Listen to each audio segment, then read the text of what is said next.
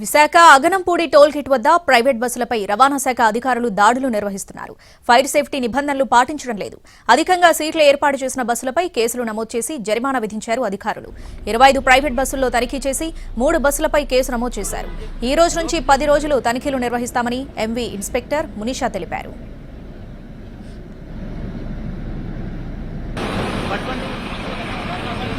మరిన్ని వివరాలు మా ప్రతినిధి చిరంజీవి అందిస్తారు.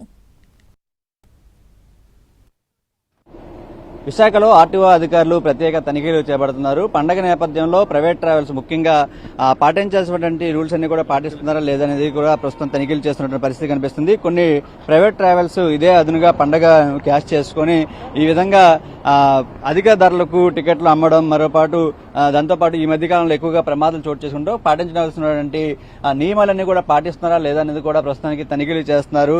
సుదూర ప్రాంతాల నుంచి వచ్చేటువంటి ప్రయాణికులకి ఎక్కువగా ఇప్పుడు ఈ పండగకి సొంత ఊరికి వస్తుంటారు కాబట్టి ఇక్కడ నుంచి కొంతమంది వెళ్తుంటారు కాబట్టి వాళ్ళందరినీ దృష్టిలో పెట్టుకుని ఆ టికెట్ ప్రైసెస్ ఎలా ఉన్నాయి ఇవన్నీ కూడా ప్రస్తుతం తనిఖీలు చేస్తున్న పరిస్థితి కనిపిస్తుంది. ప్రస్తుతం మనతో మాట్లాడడానికి ఆర్టీఓ అధికారులు ఉన్నారు, వాళ్ళతో మాట్లాడే ప్రయత్నం చేద్దాం.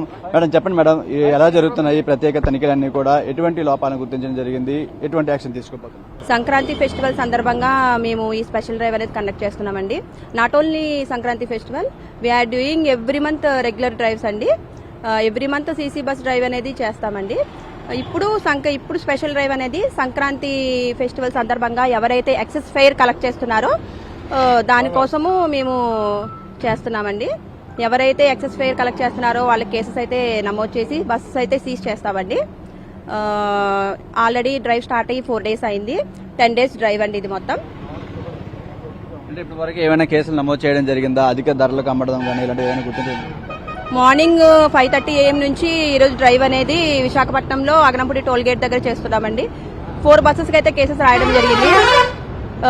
వ్యాలిడ్ డాక్యుమెంట్స్ అనేది ఉండాలి. వ్యాలిడ్ ప్రాపర్ డాక్యుమెంట్స్ లేని వాటికి కేసెస్ రాయడం జరిగింది. ఎమర్జెన్సీ ఎగ్జిట్ దగ్గర ఎక్స్ట్రా బర్త్ ఉంటే మాత్రం ఆ బస్సును అయితే సీజ్ చేయడం అయితే జరుగుతుందండి. ఈ రోజు మార్నింగ్ నుంచి 4 కేసెస్ అయితే రాశామండి. ప్రాపర్ డాక్యుమెంట్స్ లేవు అని కేసెస్ రాశామండి. ప్రధానంగా ప్రయాణికులు చెప్తున్నారు ఇదే పండగ సీజన్ కాబట్టి అధిక ధరలకు 2,000, 3,000 రూపాయలు ఉండడం టికెట్ 4-5 వేలు కూడా అమ్ముతున్నటువంటి పరిస్థితి కనిపిస్తుంది. మరి అటువంటి వాటి మీద ఎలాంటి నియంత్రణ చేయాలి? యాక్చువల్లీ దానికోసమే స్పెషల్ డ్రైవ్ అనేది కండక్ట్ చేస్తున్నాము. లాస్ట్ వీక్ మా డిప్యూటీ ట్రాన్స్పోర్ట్ కమిషనర్ గారు ప్రైవేట్ ట్రావెల్స్ యాజమాన్యంతో ఒక మీటింగ్ అనేది కండక్ట్ చేశారండి. దాంట్లో ఆ మీటింగ్ లో చెప్పారు ఎవరైతే ఎక్సెస్ ఫేర్ కలెక్ట్ చేస్తున్నారో అంటే ఆర్టీసీ బస్సెస్ కంటే ఎక్కువ ఫేర్ అనేది ఉండకూడదు. కంపేర్ టు ఆర్టీసీ బస్సెస్ దానికంటే తక్కువే ఉండాలి, లేదంటే ఈక్వల్ గా ఉండాలి.